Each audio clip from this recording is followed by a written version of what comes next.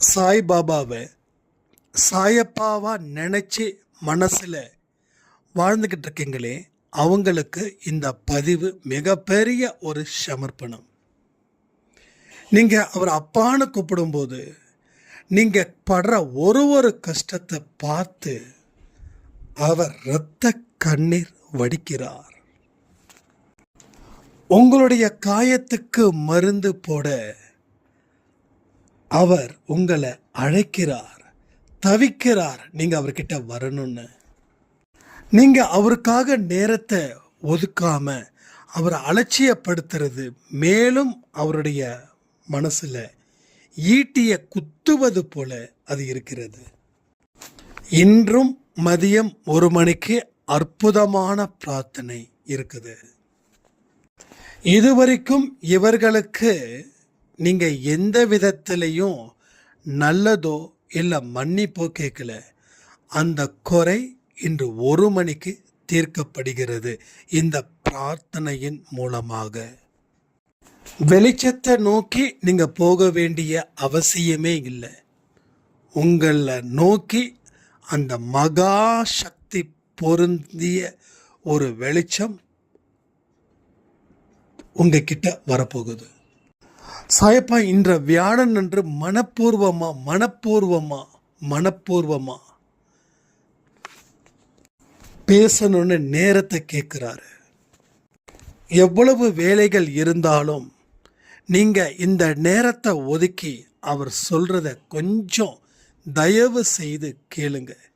கேட்டு 1 மணி பிரார்த்தனைக்கு தயாராகுங்க. நடக்க வேண்டிய நல்லவைகள் இந்த நாளில் நிச்சயமாக நடக்கும்.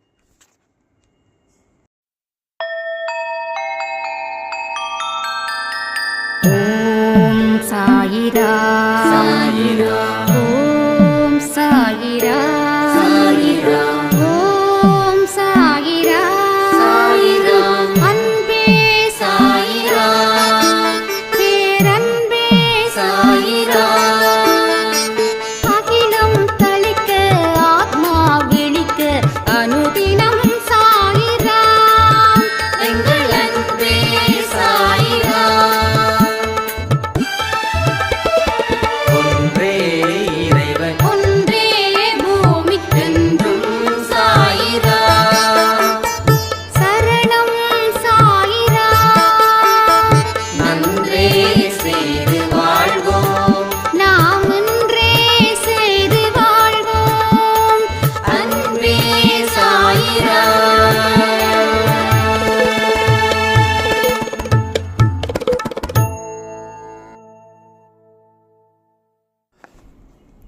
சாயிரா.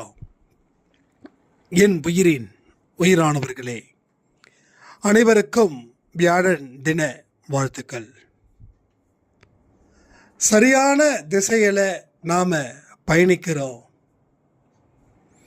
வாழ்க்கையில் பிரச்சனைகளை பார்த்து நாம் பயப்படலை. வாழ்க்கையில் இன்பத்தை எப்படி ஏற்றுக்கிறோமோ அதே போல் துன்பத்தையும் ஏற்றுக்கிறோம். இந்த 3 மனநிலை உங்களுக்கு இருந்துருச்சுன்னா நீங்கள் உங்கள் வாழ்க்கை எப்படி இருக்கும் தெரியுமா? தலை நிமிர்ந்த ஒரு வாழ்க்கை, ஒரு கெத்தான ஒரு வாழ்க்கை. அதற்கு நீங்கள் தயாராயிட்டீங்கன்னு அர்த்தம். இது இந்த 3 விஷயங்கள் உங்களுடைய ஒவ்வொரு உடம்புல ஓடக்கூடிய அணுக்களிலும் இது கலந்துருக்கணும். இது உங்கள் வாழ்க்கைக்கு மிகப்பெரிய திருப்பு முனையையும் உங்கள் வாழ்க்கைக்கு மிகப்பெரிய வெற்றியையும் ஒரு சந்தோஷ செய்தியையும் இது உங்களுக்கு அள்ளி அள்ளி தரும். கடவுளை நினைக்கணும், நம்மளை நினைக்கணும். என்ன இந்த பையன் இன்னும் நம்மக்கிட்ட பேசலை, என்ன பண்ணிகிட்டு இருக்கான் அப்படின்னு சொல்லி அவர் பார்க்கும்போது நாம் அந்த நேரத்தில் தேவையானவைகளை செய்ய வேண்டியவைகளை, அதாவது நம்ம கடமைக்கு உட்பட்டு என்ன இருக்குதோ அதை செஞ்சுக்கிட்டு இருக்கணும். அதை தாண்டி அவருக்கு விருப்பம் இல்லாதவைகளை நம்ம செய்யக்கூடாது. அப்போ கடவுள் எப்பெல்லாம் நினைக்கிறாரோ அப்போல்லாம் நம்மளை பார்க்கும்போது நாம் அந்த வேலை செய்கிறோம் அப்படின்னா நம்ம 24 மணி நேரமும் எந்த சிந்தனையில் இருக்கோன்றதை கடவுள் புரிஞ்சுக்கிறார். இவன் நல்ல சிந்தனையில் இருக்கான், இவன் வாழ்க்கையை மாற்ற முயற்சி செய்கிறான், இவன் துன்பங்களை பார்த்து பயப்படலை, துன்பங்கள் தான் இவனை பார்த்து பயப்படுது. இவன் வாய்ப்புக்காக காத்தில்லை, இவன் வாய்ப்புகளை உருவாக்குறான். இவன் சூழ்நிலை சரியில்லைன்னு சொல்லி பழி போடலை, தவறு தன் மீதுன்னு சொல்லி அதை ஒரு நொடியையும் அவன் திருத்துறான், அவன் செதுக்குறான். ஸோ இந்த கான்செப்டின் படி நாம் இருக்கிறோமா? இல்லைன்னா மாற்றிக்கோங்க, இருக்குதுன்னா இன்னும் உறுதிப்படுத்துங்க. அப்போ கடவுள் அவர் திடீர்னு நம்மளை பார்க்கும்போது அவருக்கு பிடிச்சதை செய்யணும். அப்போ திடீர்னு அவர் பார்க்கும்போது அவருக்கு பிடிக்காத விஷயங்கள், அடுத்தவன் மேலே குறை சொல்கிறது, அடுத்தவனை திட்டுறது, அடுத்தவன் வாழக்கூடாதுன்னு நினைக்கிறது, தலையிலையும் நெஞ்சிலையும் மாறி மாறி மாறி மாறி அடிச்சுக்கிறது, இது எல்லாம் கடவுள் பார்த்தாருன்னா உடனே பார்க்குறாரு கடவுள், இது தேராதது, இது பழசை நினச்சி தான் ஃபீல் பண்ணும், பழசை நினச்சி தான் அழுவும், கடந்த காலத்தில் தான் இது வாழும் அப்படின்னு சொல்லி அவர் இன்னும் பல விதத்தில் முயற்சி பண்ணுறாரு. ஆனால் நாமளோ கடந்த காலத்தில் இருந்து நிகழ்காலத்துக்கு மாறவே இல்லை. 2000 என்ன ஒரு துன்பம் நடந்ததோ அது 2026 வரைக்கும் அந்த துன்பம் இந்த நொடி நடந்ததுன்னு சொல்லி நாம் கதறிக்கிட்டு இருக்கோம். அதனால தான் கடவுள் சொல்கிறாரு, இவர்கள் தேராதவர்கள், இவர்கள் தேறுபவர்கள். தேறுபவர்களுக்கு தான் கடவுள் கை கொடுக்குறாருன்னு சொல்லியிருக்க. தேராதவர்களுக்கு கடவுள் என்ன சொல்கிறாருன்னா, திரும்பவும் ஒரு கஷ்டத்தை கொடுத்து அவர் தன் பக்கம் ஈர்க்கிறார். ஒரு கிளாஸில் படிக்கிற பையன், படிக்காத பையன், நல்லா படிக்கிற பையன் மார்க் நல்லா ஸ்கோர் பண்ணுறான், வாங்குறான். படிக்காத பையனுக்கு என்ன நடக்குது? டீச்சர் அடிக்கிறார். ஏன் அடிக்கிறாரு? அடித்தாதான் அவன் படிப்பில் கவனத்தை செலுத்துவான், அவன் ஸ்டடியில் கான்சன்ட்ரேஷன் பண்ணாதான். அவனுடைய தொழில் என்ன? படிப்பு. அந்த படிப்பை நல்லா படிச்சுக்கிட்டா அவன் ஃபியூச்சர் நல்லாயிருக்கும். இது ஒரு டீச்சர்ஸும் இங்கே செய்ய வேண்டியது. நான் எல்லா டீச்சருக்கும் நான் நன்றிகள் சொல்லிக்கிறேன், என்னுடைய டீச்சருக்கும் காலில் விழுந்து மன்னிப்புகள் கேட்டுக்கிறேன். ஏன்னா எத்தனையோ கிண்டலும் கேலியையும் நக்கலும் நையாண்டியும் அவர் திட்டியும் இருந்திருப்பேன் இல்லையா, அத்தனைக்கும் நான் மன்னிப்பு கேட்குறேன். நீங்களும் அன்பேசாயில் எல்லா என்னோட ஆசிரியர் யாராருக்கெல்லாம் நான் காயத்தையும் கடுமையான வார்த்தைகளையும் ஏற்படுத்தினோ அவர்கள் என்னை மன்னிக்கணும் அப்படின்னு சொல்லி இன்னைக்கு 1 மணி ப்ரேயரில் நாம் வைக்கலாமா? ஸோ நேற்றும் 1 மணி ப்ரேயர் இருந்தது, முந்தானத்தும் 1 மணி ப்ரேயர் இருந்தது. ஸோ இன்றைக்கும் 1 மணிக்கு ப்ரேயர் இருக்குது. உங்கள் ஆசிரியர்களுக்கு நாம் மன்னிப்பு கேட்கணும், என்னை மன்னிச்சிடுங்கன்னு சொல்லி மனப்பூர்வமாக 3 முறை கேட்க வேண்டும். ரைட்டா? ஏன்னா எதுவுமே பிளான்டு கிடையாது, ஆட்டோமேட்டிக்காக வருது. ஸோ சுயம்புவாக வரக்கூடிய வார்த்தைகளுக்கு உயிர் இருக்குது, பிளான் பண்ணி வரக்கூடிய வார்த்தைகளுக்கு உயிர் பாதி உயிர் தான் இருக்குது. ஸோ முழு உயிருக்கு உண்டான வார்த்தைகளை நான் இங்கே சொல்கிறேன். பிடிச்சிருந்தா எடுத்துக்கோங்க, இல்லை புரியலைன்னா விட்டுடுங்க. ஏன்னா தேவையில்லாமல் கன்ஃபியூஷன்ஸ் ஆக வேண்டாம். ஏன்னா முந்தானத்து ஒரு சாய்ராமுக்கு எனக்கு ஒரு ஆன்சர் பண்ணியிருந்தாங்க, நீங்கள் சொல்கிறது புரியல, நான் ஏன் மன்னிப்பு கேட்கணும், நான் என்ன தப்பு பண்ணேன், என்ன பாவம் பண்ணேன், நான் தான் எந்த தப்பும் பண்ணலை, எந்த பாவமும் பண்ணலை, நீங்கள் எப்படி இப்படி சொல்லலாம் அப்படின்னு. அப்போது எந்த தப்பும் பண்ணலைன்றதே ஆணவத்தோட உச்சம், அகங்காரத்தோட உச்சம். அப்போ எந்த தப்பும் பண்ணலை அப்படின்னா இந்த பிறப்பை எப்படி எடுத்திருக்க முடியும் அப்படின்னு கேள்விகளை அங்கே நான் கேட்கல. ஏன்னா ஒரு விஷயத்தை ஆன்சர் பண்ணால் அடுத்தடுத்த விஷயத்துக்கு வரும்னு சொல்லி நான் அதுக்கு ஆன்சர் பண்ணலை, அதுக்கு நான் இங்கே கொடுக்குறேன். That's only one reason. பாவம் செய்யலைன்னா பிறவி இல்லை, பிறவி வந்திருக்கேன்னா பாவம் செஞ்சுருக்கேன். இதை நீ நம்பலை அப்படின்னா உன் வாழ்க்கையை யாராலையும் மாற்றி எழுதவே முடியாது. ஏன்னா இன்னமும் அகங்காரத்தோட உச்சத்தில் இருந்து நீ செயல்படும் போது அது மற்றவர்களுக்கு ஆபத்து இல்லை, உனக்கு தான் ஆபத்து. மற்றவர்களுக்கு ஏமாற்றம் இல்லை, உங்களுக்கு தான் ஏமாற்றம்.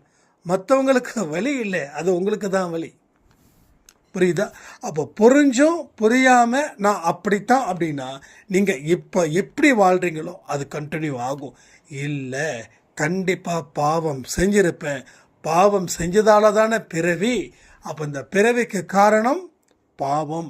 பாவத்தோட இருந்ததால தான் கடவுள் என்னை படைச்சாரு, கடவுள் அறிவானவர், கடவுளுக்கு தெரியாததா எனக்கு தெரிய போகுதுன்னு நாம் தன்னிலை விளக்கம் அளிக்கக்கூடியவர்களாக இருந்தால் நாம் அடுத்த ஸ்டேஜுக்கு போகலாம். அந்த விளக்கம் அளிக்க முடியலன்னா என்ன பண்ண முடியும்? அப்போது கடவுள்கிட்டயே ஈகோயிசம் பார்க்குறவங்க அவங்க கூட இருக்கக்கூடிய மனுஷங்க கிட்ட ஈகோயிசம் பார்ப்பாங்களா பார்க்க மாட்டாங்களா? ஆன்சர் பண்ணுங்க. நம்ம இப்போயே நான் சொல்கிறேனே, நான் யார் மேலேயும் கோவப்படலை, குறை சொல்லலை. ஆனால் இதையெல்லாம் கழட்டி வச்சாதான் இங்கே வாழ முடியும். இதையெல்லாம் போட்டுக்கிட்டா இங்கே வாழ முடியாது. ஒரு ஹெல்மெட்டை போட்டுக்கிறோம், எதுக்கு போட்டுக்கிறோம்? வண்டியில் ஓட்டும்போது கீழே விழுந்து அடிபடாமல் மூளை சேஃப் ஆகணும். ஏன்னா மூளை போயிடுச்சுன்னா எல்லாமே போயிடும். பட் அதே ஹெல்மெட்டு வந்து வீட்டை படுத்து தூங்குறதுக்கு யூஸ் பண்ண முடியுமா? சாப்பிட யூஸ் பண்ண முடியுமா? ஸோ அதை கழட்டி தான் வைக்கணும். எங்கே யூஸ் பண்ணுறோமோ அங்கே யூஸ் பண்ணணும். அப்போ நீ ஆன்மீகத்தில் வந்துட்ட, கடவுள்கிட்ட வந்துட்ட, நல்ல விஷயங்கள் உங்களுக்கு நடக்கணும்னு நீ எதிர்பார்க்குற. ஆனால் நீ அப்படிப்பட்ட சூழ்நிலையை ஏன் உருவாக்க மாட்டேங்கிற? அப்போ ஏன் அந்த ஆயுதத்தை தூக்கிட்டு வர உள்ள? அந்த ஆயுதத்தை தூக்கிட்டு வந்தால் கடவுள் உன்னை விட்டு விலகுவார்னு தெரிஞ்சும் அந்த ஆயுதத்தோடு தான் நிற்பேன்னா கடவுளுக்கு நஷ்டம் இல்லை, உங்கள் குடும்பத்தில் இருக்கிற மற்றவர்களுக்கும் நஷ்டம் இல்லை, உனக்கு தான் நஷ்டம்.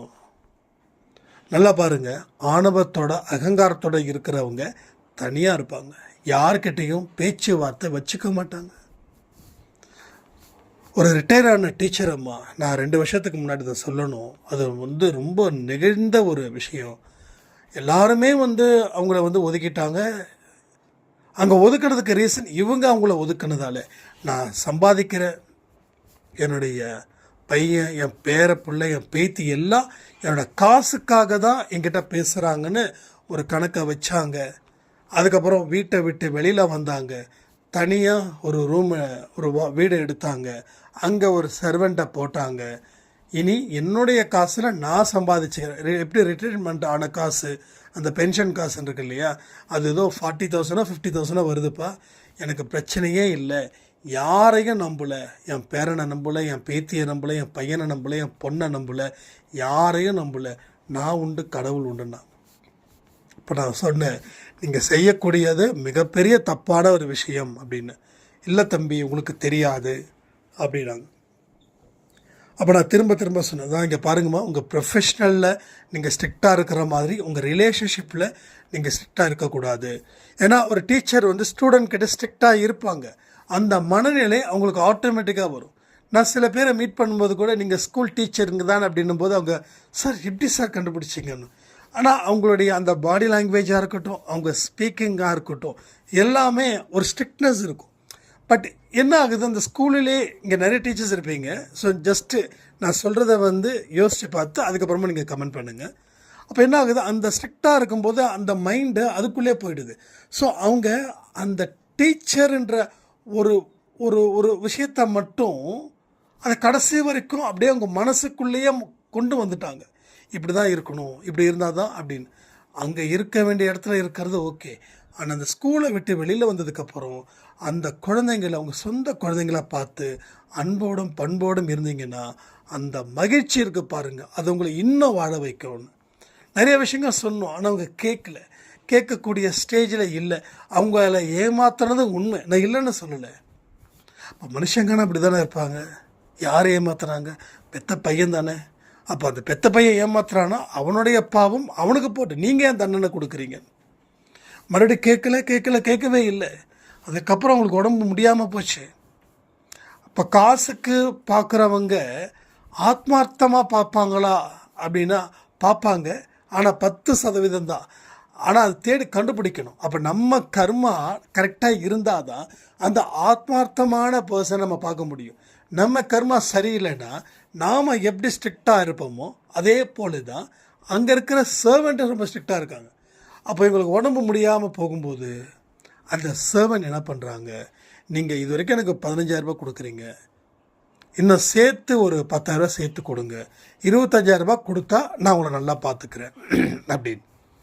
அப்போ தான் இந்த அம்மாவுக்கு தெரியுது நம்ம சொன்னதெல்லாம்.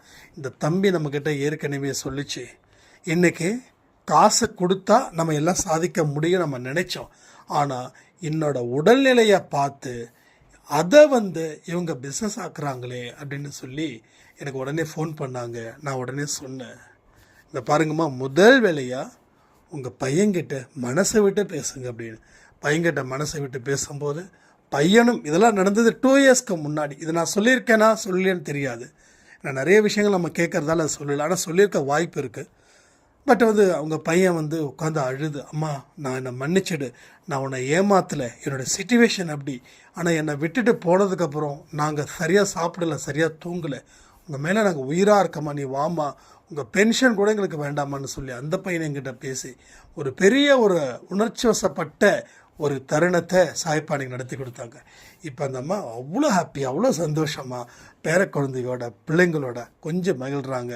அவங்களோட பென்ஷனை ஒட்டுமொத்தமாக அவங்க பையனுக்கே கொடுத்துட்டாங்க.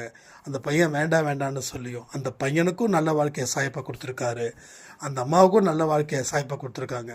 பேரன் பேத்திங்க எல்லாம் ரொம்ப சூப்பராக இருக்காங்க. எப்படி நடந்தது? கடவுள் ஒரு பாடத்தை கொடுக்குறாரு. ஆணவத்தோடும் அகங்காரத்தோடும் நீ இருந்தால் இன்னும் பலகீனப்படுவாய் பிறரால் அப்படின்னு. நாம் நினைக்கிறோம் நமக்கு எல்லாமே கரெக்டாக தானே இருக்குதுன்னு. ஒரு நொடி போதும் வாழ்க்கை மாற. ஒரே ஒரு நொடி பொழுதும் எந்த நேரத்தில் என்ன வேணாலும் நடக்கலாம். அதுக்காக நடந்துருமோ சரி பயப்பட வேண்டியதில்லை. அதான் நான் எடுத்தோடனே சொன்னேன், 3 தத்துவத்தை சொன்னேன். அந்த 3 தத்துவத்தில் இன்பத்தை எப்படி எடுத்துக்கிறியோ சேம் துன்பத்தையும் எடுத்துக்கோ அப்படின்னு. அதுக்காக நம்ம துன்பத்தை தேடி போக வேண்டாம், வர துன்பத்தை ஏற்றுக்க தான் நான் சொல்கிறேன் நான். ஸோ துன்பமில்லாத வாழ்க்கை வாடணுன்னா துன்பத்தை பெருசாக எடுத்துக்காத. உனக்கு அது துன்பமாகவே தெரியாது. நீ அதை பிரித்து பார்க்கும்போது தான் இது துன்பம்னு தெரியுது. நீ பிரித்து பார்க்காத, இன்பத்துடைய மறு உருவம் நினச்சிக்கோ. இப்போ இன்றைக்கி நான் துன்பத்தை மிதிக்கணும்னா அடுத்தது இன்பத்தை மிதிப்புன்ற நம்பிக்கை வந்துச்சுன்னா நீ துன்பத்தை எளிதில் கடந்துட முடியும் அப்படின்னு. ஸோ வாழ்க்கைன்றது ரொம்ப சந்தோஷமானதுங்க. ஒன்றும் இல்லை, நேற்று நம்ம ஒரு எக்யூப்மெண்ட் ஃபிட் பண்ணோம் நம்ம ஆஃபீஸில் சம்மந்தப்பட்ட விஷயம். அப்போ ஒரு 6:30 மணிக்கு வந்தாங்க. வந்துட்டு 2 பசங்க ஒரு 11:30க்கு போனாங்க. கிட்டத்தட்ட 5 ஹவர்ஸ் 2 ஹவர்ஸ் எடுத்துக்கிச்சு. நம்ம வீட்டுக்கு வந்தாலும் சரி, நம்ம ஆஃபீஸ்க்கு வந்தாலும் சரி, ரொம்ப நேரம் எடுத்துக்கிட்டாங்கன்னா அவங்களுக்கு ஒன்று ஹோட்டலில் சாப்பாடு வாங்கி கொடுத்துருவோம். அவங்க சொன்ன தொகைக்கு கொடுத்துருவோம். ப்ளஸ் அதை சேர்த்து அவங்களுக்கு ஏதாவது ஃபுட் அரேஞ்ச் பண்ணி கொடுப்போம். எப்பயுமே அந்த பழக்கம். ஏன்னா நம்ம விஜயகாந்த் அவர்கள் சாப்பாடு கொடுக்கறது எனக்கு ரொம்ப பிடிக்கும். ஏன்னா நான் சாப்பாடு இல்லாமல் இருக்கும்போது எனக்கு நிறைய பேர் எனக்கு அந்த உதவிகள் தானாக கிடச்சிது. அதனால் அப்போ ஒரு டிப்ஸை கூட அவர் வாங்கலை. நம்ம வீட்டில் கூப்பிட்டு வந்தோம், நல்லா வயிறார இட்லி சட்னி காய்கறி இது பண்ணி கொடுத்தாங்க. பட் என்னென்னா அந்த ஆரம்பத்தில் அது கடுன்னு இருந்தாங்க. ஆனால் போனதுக்கப்புறம், சார் இவ்வளோ தூரம் சாப்பாடும் கொடுத்து காசும் கொடுக்குறீங்க, டிப்ஸும் கொடுக்குறீங்க அப்படியே அந்த பையனுக்கு கண்ணு கலங்கிடுச்சு. இது ஏன் சொல்கிறேன் அப்படின்னா, எல்லா மனுஷனுக்குள்ளேயும் அன்பு இருக்குது. நம்ம ஒரு முகத்தை பார்த்தவன் இப்படின்னு சொல்லிடக்கூடாது. அந்த இன்னொரு முகத்தை காட்ட வேண்டிய சந்தர்ப்பம் உங்களுக்கு கிடைக்கல. அப்போ ஆரம்பத்தில் கடுகடுன்னு இருந்த அந்த 2 பசங்க, சின்ன பசங்க தான், ஐ திங்க் ஒரு 25 அந்த இதுக்குள்ளே தான் இருக்கும், 20 to 25க்குள்ளே இருக்கும். அப்போ சின்ன ஏன்னா அவங்களோட வேலை கமிட்மெண்ட் அது மாதிரி. அவங்க பாஸ் இங்கே போகணுன்னா அது போய் தான் ஆகணும், வர வழி இல்லை. பட் அதுக்கப்புறம் உங்ககிட்ட பேசும்போது டீ வேணுமான்னு கேட்கும்போது அவங்க கூல் ஆகிட்டாங்க. அதுக்கப்புறம் தண்ணி கொடுக்கும்போது அவங்க இன்னும் நல்லா சில் ஆகிட்டாங்க.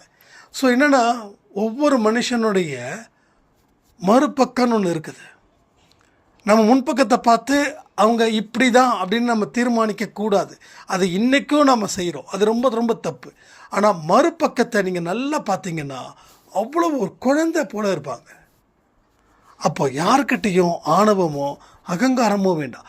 கடவுள்கிட்டயே நம்ம அப்படி திமிராக இருக்கும்போது பிற மனுஷங்க கிட்ட திமிராக இருந்தால் அந்த நம்ம டீச்சர் அம்மாவுக்கு என்ன நடந்ததோ அது நடந்துடும். ஸோ அது நடக்கக்கூடாதுன்றது தான் என்னுடைய விருப்பம்.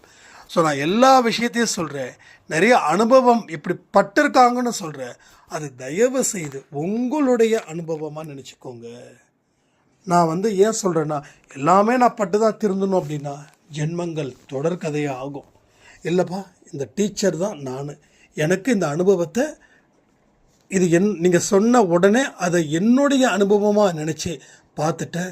ஆணவத்தோடும் அகங்காரத்தோடும் இருக்கிறது இவ்வளவு பெரிய மாற்றத்தை எனக்குள்ளே ஏற்படுத்துதா? இனி அப்படி இருக்க மாட்டேன்னு சொல்லுங்கள். நீங்கள் நல்ல பிள்ளையாக இருக்கணும். உண்மையிலே சொல்கிறேன், கடவுள் உங்களை சிவப்பு கம்பளத்தை போட்டு விரித்து வச்சுருக்கார். என் குழந்தைங்க இந்த வழியில் நடக்கணும், மரியாதை வரணும், புகழ் வளரணும், ஆரோக்கியமாக இருக்கணும். என்னோட செல்ல குழந்தைங்களோட கண்களில் இருந்து ஒரு சொட்டு கண்ணீர் வரக்கூடாது. என்னோட அருமை மகள் என்னையே நம்பியிருக்கா. அவள் கணவனால் ஏகப்பட்ட அடி மேலே அடி, உடல் அளவிலும் மனதளவிலும் வாங்கிட்டு இருக்கா. என்னோட பெண் குழந்தை நிச்சயமாக நல்ல ஒரு வாழ்க்கையை வாழணும்னு சொல்லி கடவுள் உங்களுக்கு பல விதத்தில் அறிவுரை செய்து கொண்டே இருக்கிறார்.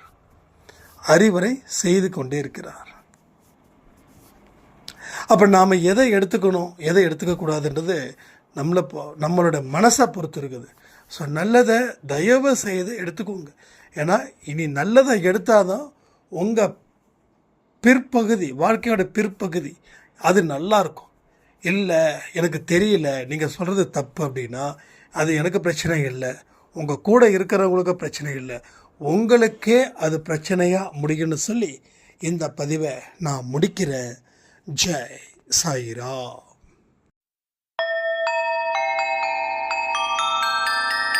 ஓம் சாயிரா.